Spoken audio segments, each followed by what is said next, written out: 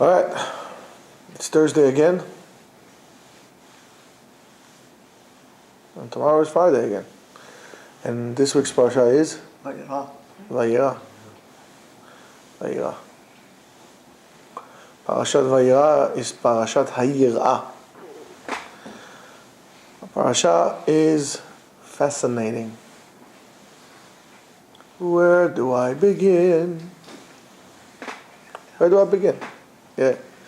The Pharashat reveals to us how through the tests, the great tests, in which HaKadosh Baruch Hu had put Avraham through, how Avraham Avinu became the symbol of kindness and love to all generations. Along the way, we also learn, especially from the Akedah story, the way of fixing our neshama, fixing of the soul. How each and every one of us can reach a level of balance of the spirit. How to balance your spiritual turmoils. Our generation, especially, is a generation that is in constant state of disarray and confusion, of constant movement, of ups and downs, of sharp turns. It's not a pleasant ride. If you know what I'm talking about, I'm not talking about roller coaster. I'm talking about turbulences in the air, of a sea, a boat in a stormy ocean, to the point that you get completely disoriented and you puke your guts out. That's how we are. Tremendous lack of spiritual tranquility that does not get better, it's just becoming and getting worse. Even the greatest psychologists of our generations don't have any practical solutions of how to deal with our situations. If you look at the amount of people who are prescribed with psychiatric medications, just so they can function daily, it's unbelievable, and it's not getting any better. Even the fact of legalizing marijuana, Mary Jane, is done to simply subdue the people. It seems like many times that we are on a constant grind. We're being grinded all the time in this giant mill that breaks us into dust. We all feel that, right, Leo? It's like constant. And it seems that it's not only a personal, individual thing. It's on a national, on a global level. Everybody's gray. And at that state of mind that we are at, we are coming to learn Pharashat Vayera. Through the way of the Torah, we can learn a lot about how life should be. The way of the Torah constitutes of many different commandments of yes and no and defaults, and it's almost like this giant program that we go ourselves through to navigate ourselves through the life. However, the first one, or maybe one of the main points, is tikkun midot, fixing ourselves, which is ultimately what the Torah is trying to make us do, is to fix ourselves, is fixing our neshama, our soul. The mitzvot, of course, were given to cleanse us and to clean us, But without fixing those midot in the nefesh, in the spiritual part of us, the vessel in which we are cannot hold the light of the mitzvot in which we are performing. And as a result of that, we do mitzvot, and sometimes we feel completely empty. We don't feel rejuvenated by asiyat mitzvot. There's no simchat chaim. There's no joy of life. We're doing the mitzvot, and we are broken. And simchat chaim. And avodat Hashem requires to us to have simchat chaim. It requires us to do the mitzvot, but to also to be very rejuvenated and happy and excited to do this mitzvot. That's how the tikkun nefesh is being done. Let's see how we could, if we could, and hopefully Be'ezrat Hashem we could, see what are the ways, the methods, the vehicles in which we could have to bring our neshama to a more balanced level. If we're not going to have those abilities and tools to use that, we're going to keep on falling further down and down to the point in which we're not going to be able to extract ourselves from, when we're going to get completely submerged in this murk that's called life to the end. That's a fact.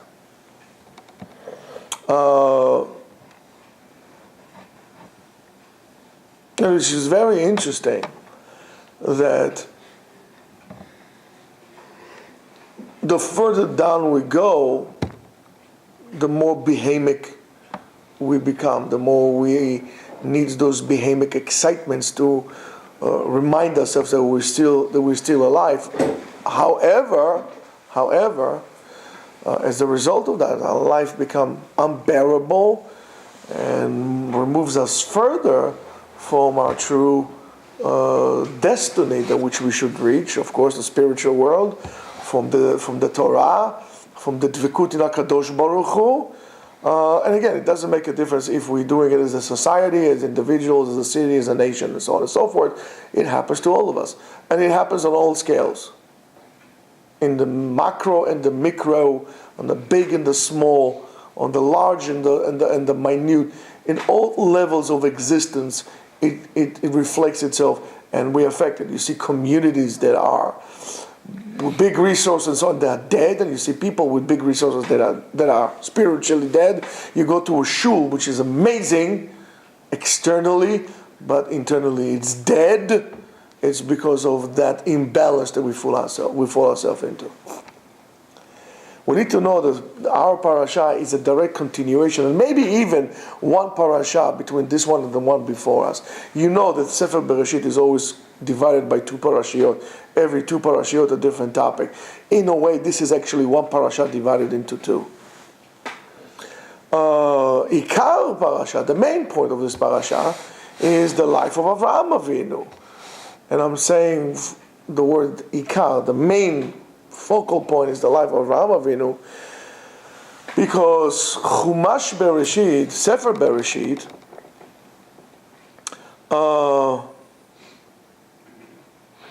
the main purpose of Sefer Bereshit is to tell us the biography of this, or is built around the life of this particular individual that we call Avraham Avinu. Everything before and after, in a way, those two parashiyot are the center of Chumash Bereshit. Avraham Avinu is the centerpiece of this Chumash, which is very interesting. You know, we mentioned it last week.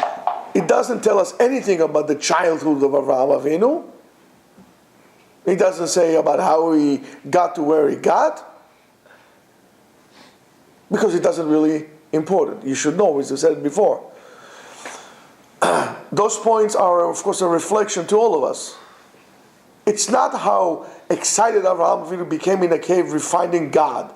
It's how Avraham Avinu, after finding God, maintained himself with hand to hand, hand by hand, with HaKadosh Baruch Hu, stepped throughout his life. That's the most important lesson.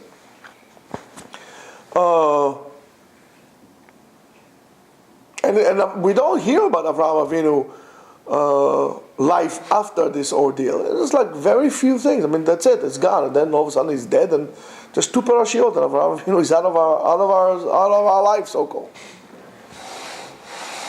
And however, Parashat Vayera is the parasha of how Avraham Avinu conducted himself in emunah, how he conducted himself in the belief on God.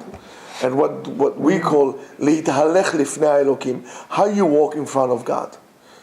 Again, Sefer Mesilat Yesharim, it deals with this concept of how you stand in front of God. What's your obligation in the world? And of course, that emunah came right away with the test of Lech Lecha, and from Lech Lecha, which we mentioned last week, there was another Lech Lecha El Eretz HaMoriah. That's the beginning of the test, and the Moriah, Lech Lecha El Makom Asher Arecha, go to the place that I will show you, is the end of the test of emunah to Avraham Avinu. It seems like we might have 2 different levels of emunah within this. The level of Vehemin B'Hashem, why? He believed in Hashem. Why? Because HaKadosh Baruch Hu says, I'm going to protect you, you have my protection, go, I'll take care of you. And the other level is Avraham Avinu in the Akedah. How do you say the Akedah in English? The binding of Isaac. The vos? Binding of Isaac. The binding of, no, that's it. It sounds like some kind of like a Japanese torture chamber, the bounding of Isaac. I mean, what are we, let's not get into this, but you know what I'm saying. I mean, we have to find a better way that doesn't sound like some kind of like a sexual disorder here. Binding of Isaac, Yeshua, please. Akedah, there has to be a certain special word for that. But, oops. But at that level, which gives him, of course, the title, he gets a tremendous title of Yireh Elokim. Now I knew that you have awe of God. Yirah, as I said many times, is not fear, but rather awe. In this case, at least. At the first level, Avraham Avinu, and it's not really Avraham, it's still Avram. We could refer to it as as his awareness to God, or to awareness of the way God refers to Avraham Avinu, and we might call it the difference between those 2 levels of Lishma v'Shelo Lishma, right? And Vayira, which is the continuation of that, is the Avner. Is a totally different level. It's a completely different level. We might say that the person who read the Torah might say that the Yirat Hashem, Yirat Shamayim of Avraham Avinu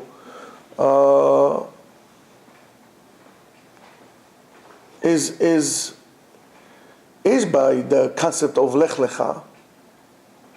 And then comes the Akedah, of course, and turns it completely different. And you could see it in the ways that one might mistaken with the way it's mentioned in the Pharashat. Because Avraham Avinu, when he goes to Avimelech, he says, "I see that this place doesn't have Yirat Shamayim, it doesn't have Yirat Elokim in this place."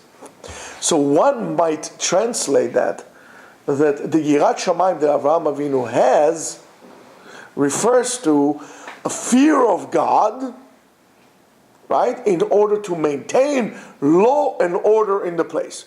Why do we have to do certain things? Because we don't want God to zap us, because it is the right thing to do for law and order. No difference to that matter from the concept of Dina de Malchuta Dina.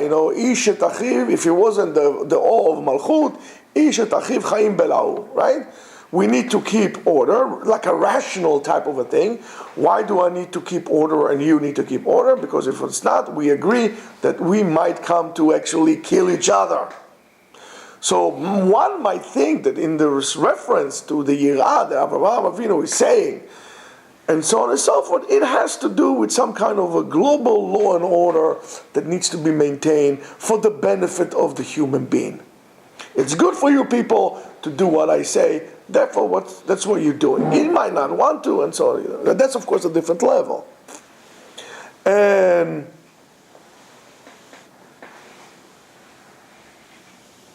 that's of course when he's talking to Avimelech, the king. But when it comes to the test of the Akedah, we need to understand that Avraham Avinu has Yirat Shamayim and the willingness to do what HaKadosh Baruch Hu wants him to do without anything to do with reward and punishment. If I do this, Hashem will give me a reward, and if I don't do this, so He will give me a punishment. Yirat Shamayim of Avraham Avinu has nothing to do with that. Nothing to do with that. And this is how you stand in front of God. Why are you doing what you're doing? Did you ever ask yourself, am I doing what I'm doing because I'm afraid I'm going to be cooked in hell in 7 layers of fires with skewers up my, whatever? Or I'm doing this because what do you mean? Kadosh Baruch Hu asked me, so that's why I'm doing this. Are you doing with the kind things that you're doing because you want to get a reward from God? You want to get a brownie point? Or you're doing because that's what Kadosh Baruch Hu said, so I'm doing this. It has nothing to do with that. Even if I don't understand it. What is your level of Yirat Shamayim? In other words, let's try to switch the level of Yirat Shamayim to a different concept. Let's switch Yirat Shamayim is how do you stand in front of God? And what parameters you standing in front of God? What is the measurement that you would say, how honest are you with HaKadosh Baruch Hu in your Avodat Hashem? If I will tell you tomorrow, a heavenly voice came and I show you a note signed, Ribono Shel Olam, like this, signed, Bet Din Shel Mala, Bet Din Tzedek, Lekol Adat HaYehudim, Lekol Am Yisrael, Velechol the universe, signed HaKadosh Baruch Hu, signed like this, says the following. I decided upon today, no more Olam Haba. No Olam Haba. You live once, this world, that's it. You die, so what happens to when you die? You're dead. No Olam Haba. No Gehenom. No hell below us. Above us only sky. Nothing. No hell, no heaven, no reward, no punishment. I'm going to ask you this. How many of us will keep on living their lives the way they live their life? Huh? How many of you will continue to keep Shabbat? How many of you will keep on doing Chesed? How many of you? You say, wait a second, wait. What do you mean? No Olam Haba? Huh? No sitting down in Matifta de Rakia with the Rabbi Shimon Bar Yochai, Moshe Rabbeinu. No this, no 72 virgins, nothing. No hell, nothing. No skewers and fires and forks, knives, nothing. No, nothing. Man, I'm out of here. Machpatli. How many of us will really do anything?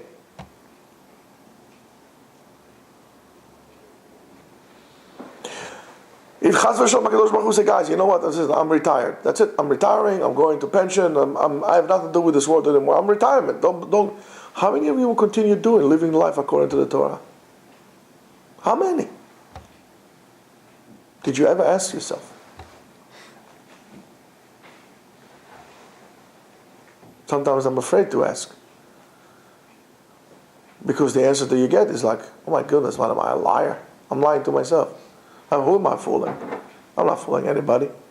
The other people are just as fool as me. Only I'm fooling is myself. I cannot fool God.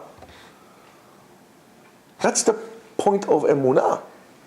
Avraham Avinu does it, I don't care. There's no reward, no punishment. He's going to bring Yitzchak. In Shamayim, his act was considered to be complete. And we say, Kilu afaro munach al gabei hamizbeach. The ashes of Yitzchak are on the Mizbeach. Avraham did it. He didn't ask. He didn't care. Kadosh Baruch Hu told me, I'm doing it. When it comes to him, you see that the different story is when he comes to talk about, what's his name? The Chaver from Sdom. He's arguing with the Kadosh Baruch Hu. 50, 40, 45, 30, Zacha, Mishnah Barach, he's arguing. He's arguing. Because it has nothing to do with him. It has to do with the people. And that's what he says. Chalil Alecha, and so on and so forth. He's not afraid of going head to head with HaKadosh Baruch Hu. I mean, you gotta understand who this man is. You have no idea who this person is. I mean, I think if I'll get a smidgen of nevuah, I'll die. I'm going to tell you, I'll die. This guy not only has nevuah, he's arguing with God. I mean, like, arguing. And HaKadosh Baruch Hu has patience with him. Because HaKadosh Baruch Hu knows where he's coming from. Yet he tells him, bring Yitzchak. He says, okay, I'll do it. You understand who this man is? It's unbelievable. So your Yirat Shamayim is how do you stand in front of God. That's the way I look at it. The Medrash tells us that silence that Avraham Avinu kept when he did not argue with HaKadosh Baruch Hu is the true heroism of Avraham Avinu. What tremendous emunah, what superior emunah he has. And of course we could understand there, because of that, the argument that he had, of course, about Sodom. What's the difference between that and the fact that that's why I think the Torah tells us the story about arguing about Sodom and not arguing about the Akedah of Yitzchak, to show us how he is not a robot. He is not a HaKadosh Baruch Hu tells me, I'll do it. No, that's it. That's what it is. No argument. Avraham Avinu is a person that is very aware of what is happening around him. And he is not afraid to speak when he thinks is wrong. You should learn from that. You should learn from that. However, when it comes to you, to a commandment from HaKadosh Baruch Hu, that's what HaKadosh Baruch Hu wants. That's what it is. I don't understand that. I don't understand that.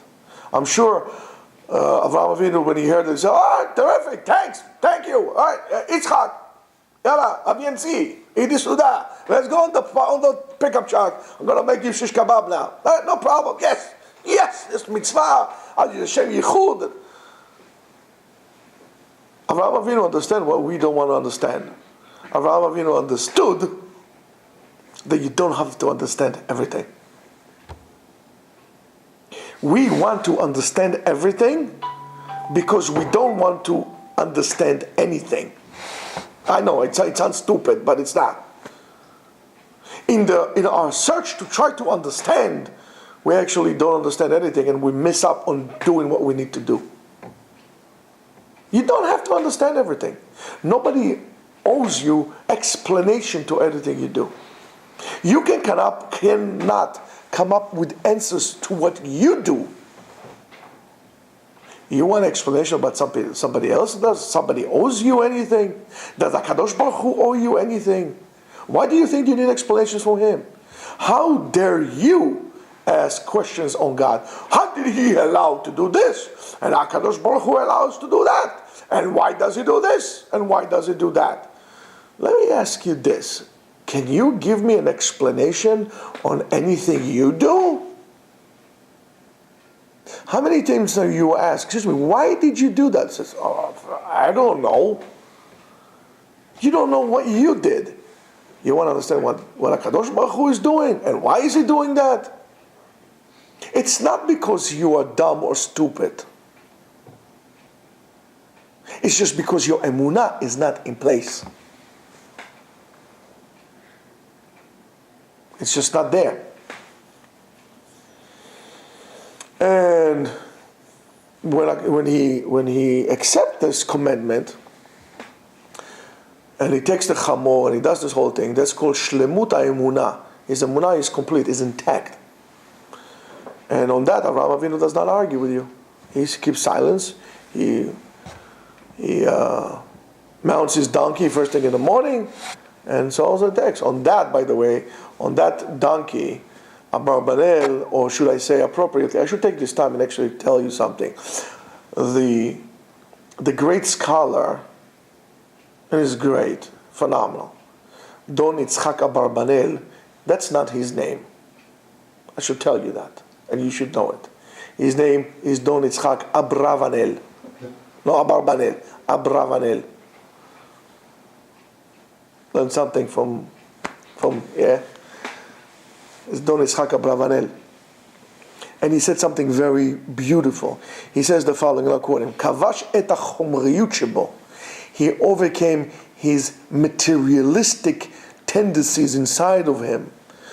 In other words, the ruchniyut sheba emunah, the spirituality in that you need to have emunah. You cannot have emunah if you are completely materialistic. You can't. You have to be spiritual to have emunah. So he overcame his materialistic tendencies, and it overcame even what we call kochot hanefesh hativi, the regular natural inclination of a person. That emunah overcame that. I'm going to sacrifice my son. What? His emunah overpowered that. And of course, that always reminds us, which I keep coming to it all the time. Rabotai, learn the first siman in Shulchan Aruch like nothing else. That's the message. Idgaber ka'ari. You have to be gibor to get up and do what you know is right. The first siman in Shulchan Aruch, you should learn it and learn it and learn it. As a matter of fact, it probably should be the halakha that you're going to start learning every limud throughout your day.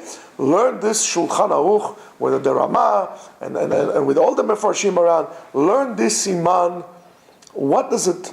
The first thing you do before you learn, after you say Birkot Torah, before you start learning, learn this halakha. Then you can learn your Gemara, your Chumash, your Tanakh, your Kabbalah, your whatever you want. Gilgulim, Galgalim. Learn this siman first of all. You have to be Gibor. And one of the son of a Gibor is, listen, what I know, what I don't know, I don't know. And there's certain things that I don't need to know. It's above my pay grade. And it's okay for me not to know it. It's okay. Not because I'm lazy. Not because I'm accepting this, Baruch Hashem, I don't have to know it, I'm got exempt, I'll skip that class. No, I need to understand that this is not, it's beyond me. I'm not the greatest thing, ever walk this earth. It's okay. I'll try to do my best with whatever tools I have. But I should not be the best. I should be the best that I am. And it's, it says further in Piskei Avot, not so far. We have about another hour. No, I'm just kidding. It says in Pirkei Avot, 10 nisyonot nasa Avraham Avinu. Avraham Avinu was tested 10 different tests. Ve'amad bekulam. And he overcame them all. Why? Leodia kama chibato shel Avraham Avinu. Why is that? Tell us how much HaKadosh Baruch Hu views Avraham Avinu as a precious thing. The Ramban directs us to the fact that the greatness of Avraham Avinu did not derive from the fact that he fulfilled the whole entire Torah even before the Torah was given, but rather in the zchut that he made it through those 10 different tests. So if we look at this, what are those tests that Avraham Avinu had, and how does it relate to the test that each and every one of us has throughout our lifespan? Especially for you, Rebbe. The Baal Shem Tov says, Shebesha is beautiful. Shebesha shemenasim et ha'adam. When the person comes to a test, נוטלים ממנו את כל הערות והמדרגות שלו, והוא שרוי אז בקטנות מוחין. When a person comes to a test, they take all the gifts that he got, all this logic that he was able to say, sitting down and so on and so forth, and he can logic this one and give excitement to this one and advice to the other one, and everything that he was Gadlut Mochin, this great, the gross mind, the great mind that he is, they put him in Katnut Mochin. He's like on a level of an imbecile. They take all the powers from him. And of course it's clear, and of course when a person is in Gadlut Mochin, he has the ashpa, he has the light, he can see, or and so on and so forth. He has a sensation of security. He feels good about himself. And when you are in a state of Gadlut Mochin, you should know that you can almost overcome any test that would come your way. Of course, nothing great about that, nothing new about that. However, the Netivot Shalom says the following. Today it's twice in a row. העמידה בניסיון, I'm quoting, העמידה בניסיון בעת הקטנות מוחין דווקא היא המבחן על מדרגתו האמיתית של האדם בעבודת השם. When a person is in a stressful situation, katnut mochin, things don't work. It's hard for him. Can't find shidduch, can't find parnasa. This one is like this. This one is putting an obstacle for him. This one is stumbling. This one is pushing him. Gewalt! Can't take this no more. No puedo más. Can't take it anymore. Then, at that level, how you operate, this is the true test that you have in Avodat Hashem. That's why I said to you before, many times, when you are in place of hardship, you don't say, I'm not afraid of anything. You should be afraid. Bad things do happen to the world. However, the difference is, I'm falling in HaKadosh Baruch Hu's hands. I need to do what I need to do, but I trust in HaKadosh Baruch Hu to guide me. I'm falling in HaKadosh. That time, this is how you are tested. That's your greatness. We take all the tools from you, and let's see how great you are. Let's say, for example, here, we have a martial artist here, right? So, your sensei tells you, do this kata, he does this thing, yeehaw, the whole entire things. Okay, now we're going to practice against one opponent, right? I know Kung Fu. He does this, that, the whole entire thing. 2 opponents, 3 opponents. Akol tov ve'yafeh. He does the kata, perfect. Goes up this way, goes down this way, turns, ends up on the same thing. Terrific. Now the sensei says, okay, listen, darling, a little test. I'm going to close your eyes now. I'm going to blindfold you. Let's see how you go. Instead of going straight, he starts going this way, bang himself on the wall, he falls, and so on and so forth. Your test is how accurate you are when your eyes are closed, when you can't see anything. That's the katnut mochin versus gatlut mochin. Lehavdil. In Eastern philosophy, lehavdil. They say that the person, external balance, the ability to a person to balance himself, Karate Kid, right? Wax on, wax off, is a reflection of his internal balance. And believe me, it is right on the money. Right on the money.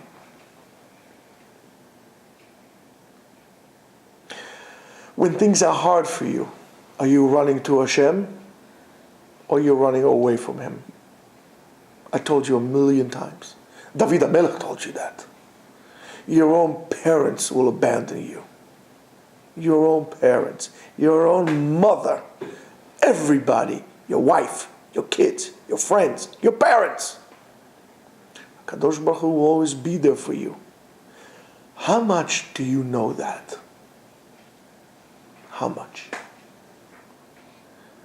The first thing happens, you take HaKadosh Baruch Hu, Chaz v'Shalom, you throw him behind your shoulder, goodbye, good luck, I'm out of here. What do I need this for? This only gives me aggravation. So I have problems in kids in Yeshiva. Take him out, put him in public school. What do I need this aggravation for?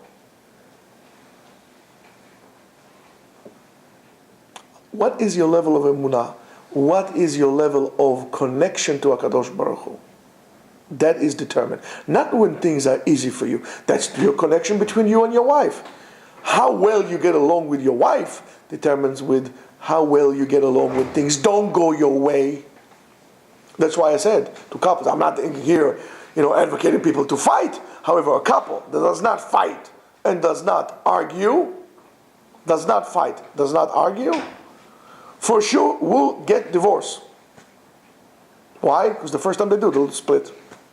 It's like getting an immune system going. So, this is longer than I thought. So, on that level of ahava, of love, and that's only love can do, that level of turning and making things work together can only come from one place, that's level of love. When a husband and wife are fighting, and they have argument, which is natural. However, when they understand that they need to turn to each other, and what they turn to each other is their love, when a person has hardship in his life, and he realizes that those hardships are his tests, and the test could be overcome out of one place, and that's how much you love HaKadosh Baruch Hu, and that comes from a place of love, then you can pass the test. That yirah of Avraham Avinu is an act of love. On that, the Rav from Kurbin says on the story of Avraham Avinu being thrown into the fire in Ur Kasdim, he says, everybody says it was a big miracle that Avraham Avinu was thrown into the fire and he wasn't burned. However, he says, I say on the contrary, it is a miracle that Ur Kasdim was not burned for the fire that Avraham Avinu loved the Kadosh Baruch Hu. And a Hasidic tune today, huh? HaKadosh Baruch Hu even calls Moshe Rabbeinu Moshe Avdi. However, in Yeshaya, he calls Avraham Ohavi. Avraham who loves me. Do you know what the title that is? Holy smoke. That's unbelievable. Together, we learn that, of course, the Akedah comes and only Avraham Avinu that made all these tests. And the test was gradually built up, not to really test Avraham. You should know that. HaKadosh Baruch Hu knows who he is, but in order to show Avraham himself his connection to HaKadosh Baruch Hu, how much he really loves HaKadosh Baruch Hu. And you should know that we don't hear those tests to anybody but Avraham Avinu. Yaakov, Yitzchak, they did not have that. And why is that? Because Avraham Avinu. Why did Avraham Avinu need to know how much he loves HaKadosh Baruch Hu? I mean, it sounds crazy. No, it doesn't. Avraham Avinu came from a place of rubbish. He came from the center of idolatry in the world. Yitzchak, Yaakov were born already,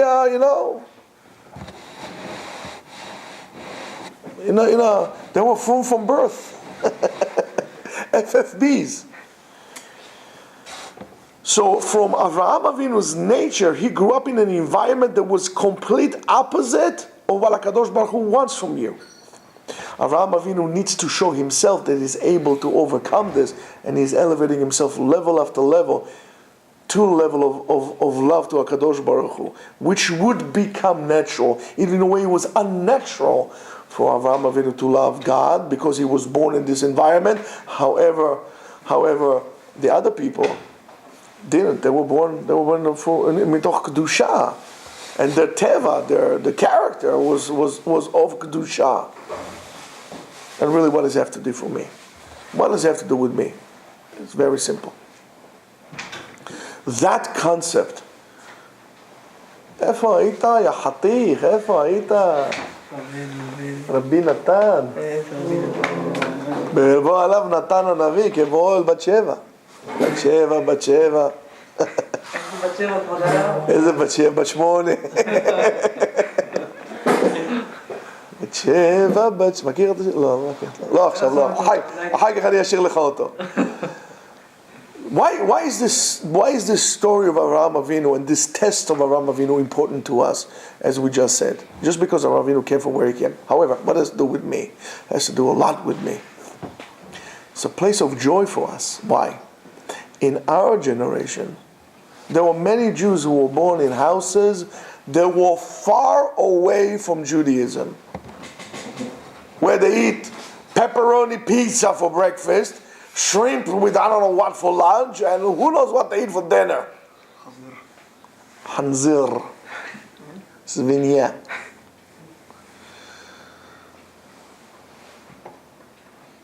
So, their nefesh, they never grew up with the issue of Ahavat HaKadosh Baruch Hu. They never exposed the neshama to the concept of loving HaKadosh Baruch Hu. They just didn't have it. Don't blame them, they didn't have it. So, the nisyonot, the tests of this generation are greater. And sometimes are unbearable to carry, are greater. They seem hard, tremendous sacrifices that people have to bring. But many times, when a person like that in our generation wakes up to be mitorer himself, to awaken himself, le'avodat Hashem, le'ahavat Hashem, and understands that, by those tests, he gets to purify his chomriyut, his material, and make himself yoter ruchani. Ruchani vechomri, it's the same thing. Just two opposites. One is spiritual, one is physical. Ruach vechomer. The Ari says the following. There will be a generation, this is towards the end of time, where people will make tshuva. They will be completely secular, he says. And those people will make tshuva. The levels in which they were able to reach will be greater the level of Tanaim. Because they were so far removed. They needed to use so much power to push themselves to HaKadosh Baruch Hu. With this momentum that sprung them forward, they get so high, to highest level, because their test, they were born, and we were born in this generation, into complete darkness. Our desire to get close to HaKadosh Baruch Hu created so much light that the levels that if a person today decides to keep Shabbat, he didn't keep Shabbat. He keeps Shabbat. He wants to keep Kashrut. He wants to keep Tahat HaMishpacha. It is greater than a level of a Tanah. It's ridiculous. It's an unbelievable level. All you have to do is to want. Because I want it so bad. I'm so empty in my life. I have nobody to turn but you. That yearning, that cry, Ribono Shalom, Abba, breaks all the barriers between us and HaKadosh Baruch Hu.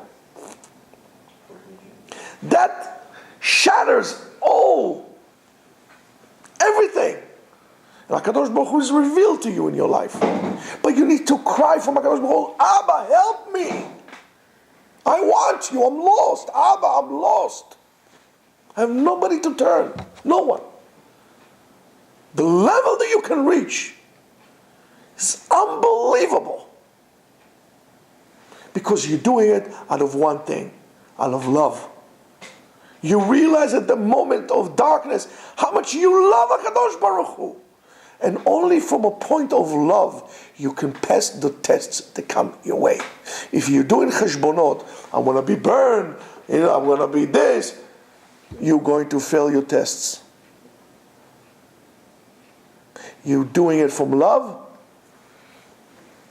you're right there. So the question that we started, how do we get so far away from that, how we get such a state of mind, social and individual, is very simple. The answer is simple. We remove ourselves from the Torah. We remove ourselves so much from the way HaKadosh Baruch Hu wants us to live our life. We are trying very hard to hold on to foreign cultures. There's nothing wrong with them. It's just not good for us. That's not what Kadosh Baruch Hu wants from us. All kind of media, what the media tells you is right. The media does not determine what right or wrong. If the Torah says this act is a wrong act, so it is a wrong act. And I don't care what you call me, a phobic, a mobic, whatever. I don't really care. The Torah tells me it's asur, it's asur. Whatever psychologist will tell me, whatever this one will tell me, and this advisor and that advisor. We should see that the only way that we can do so if we're going to learn what we call midat ha'ahava and midat ha'idgabut. In other words, how to be a hero, how to be mitgaber, to get up and to do things the way, to look at the difficulties of life, not as accidental cases of suffering, or your share of suffering that you prescribe, but rather as elevating experiences that you can come up and overcome and come out stronger out of it. Even if right now it feels bad, it feels wrong, but this is an isayon that I am going to overcome with the help of HaKadosh Baruch Hu, and this also would be good. I'll make it good with the help of HaKadosh Baruch Hu, because I'm doing it lichvodo, for His honor. By doing so, we'll be able to shed all the bad stuff that we carry throughout our lives, that we were inherited and we got. And this will give us the appropriate tools as individuals and as a society to overcome the hardship. If I have difficulties, start to love people. Find good about people. Don't hate people. Love people. You have problems in shul, most likely people don't love each other. Make sure they love each other. One time, it would not hurt if, argument's sake, if let's say the shul has some problems, they do a Shabbaton, everybody from Bet HaKnesset, one day close the shul. Okay, it's okay. Or let these young people take care of it. All the people upstairs, they take a hotel somewhere and they go. The shul can help the people who cannot. 500 people will go, Mayesh, Lamalo, as unit together. They'll celebrate, let's say, upstate somewhere. They will do a lot to the love that they have to each other. We should change the situation. So there are many ways. However, Rabotai, only love can keep us together. Shabbat Shalom.